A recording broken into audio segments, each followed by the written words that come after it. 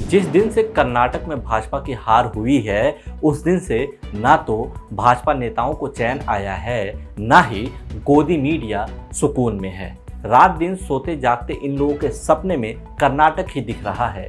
ये लोग सर पटक पटक कर सोच रहे हैं कि इतना सब नाटक करने के बाद भी आखिर कर्नाटक हाथ से कैसे निकल गया।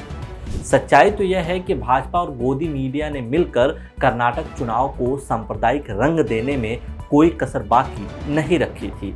लोगों के बीच नफरत की दीवार चौड़ी करने में भी कोई कोताही नहीं बरती थी। दुनिया के सबसे बड़े कालजयी नेता की रैलियों में भी कोई कमी नहीं आई थी। चाणक्य की रणनीति में भी कुछ खामी नहीं थी। ऐसे में भाजपाइयों और गोदी मीडिया को यह समझ नहीं आ रहा है कि कर्नाटक उसके हाथ से कैसे निकल गया। हमारे नाटक में आखिर कमी कहाँ रह गई। असल में देखा जाए तो भाजपा से जुड़े हुए लोगों और गोदी मीडिया को सिर्फ कर्नाटक के नतीजों से डर नहीं लग रहा है। उन्हें सबसे बड़ा डर सता रहा है कि अगर 2024 में हमारी सरकार नहीं रही तो हम क्या करेंगे, हम अपनी रोजी रोटी का जुगाड़ कैसे करेंगे। हम लोगों ने तो ऐसे ऐसे कई कांड कर दिए हैं कि किसी को हम पर तरस भी नहीं आएगा। अगर सच में हम बेरोजगार हो गए तो क्या करेंगे। हमें तो लोगों को लड़ाने और नफरत के बीज बोने के सिवा और कुछ भी नहीं आता है। यही सब सोचकर कुछ लोगों की रातों की नींद गायब है। हर गुजरते हुए दिन के साथ बेचैनी और बढ़ती जा रही है। उर्दू के एक बड़े शायर हबीब जालिब का शेर है, तुमसे पहले वो जो एक शख्स यहाँ तख्ते नशी था, उसको भी अपने खुदा होने पर इतना ही यकीन था। हालांकि गिने चुने कुछ लोग ऐसे भी हैं जिनका चुनाव में हार के बाद भी घमंड कम होने का नाम नहीं ले रहा है। उनके लिए उर्दू का एक और शेर है जिसे इफ्तिखार आरिफ ने लिखा है, खुद को बिखरते देखते हैं कुछ कर नहीं पाते, फिर भी लोग खुदाओं जैसी बातें करते हैं। कुल मिला जुलाकर कहने का तात्पर्य यह है कि कर्नाटक या साफ साफ शब्दों में कहा जाए तो पूरे दक्षिण भारत से भाजपा की विदाई एक बड़ा संदेश दे रही है कि राजनीति में कुछ भी स्थायी नहीं होता है। कल तक भाजपा जो अपने आप को अजेय समझ रही थी, आज पूरे दक्षिण भारत से साफ हो गई है। 2024 में लोकसभा इलेक्शन होने वाला है। तमाम विपक्ष की राजनीतिक पार्टियों ने एक साथ मिलकर भाजपा के खिलाफ खेमाबंदी शुरू कर दिया है।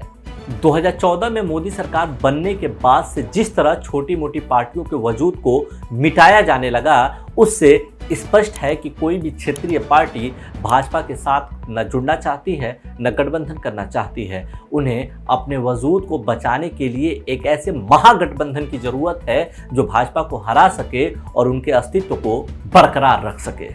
आज देश की तमाम राजनीतिक पार्टियों के सामने अस्तित्व बचाने का संकट आ गया है, क्योंकि एक पार्टी सत्ता के नशे में इतना चूर हो गई है कि उसे लगा कि कभी भी उसे कोई सत्ता से बेदखल नहीं कर पाएगा। घमंड का आलम यह है कि चुनाव न जीतने के बावजूद खरीद फरोख्त करके सरकार बना लेना, अपराधियों और बलात्कारियों के समर्थन में रैली निकाल देना, किसानों को धमकी देने वालों को पद से न हटाना, पहलवान बेटियों के लगातार मांग और धरने के बाद भी अपने सांसद पर कार्रवाई न करना, चीन के लगातार गुस्ताखियों के बावजूद कोई कदम न उठाना, पुलवामा पर सरकारी नाकामी के सनसनीखेज खुलासे के बावजूद एक भी बयान न देना।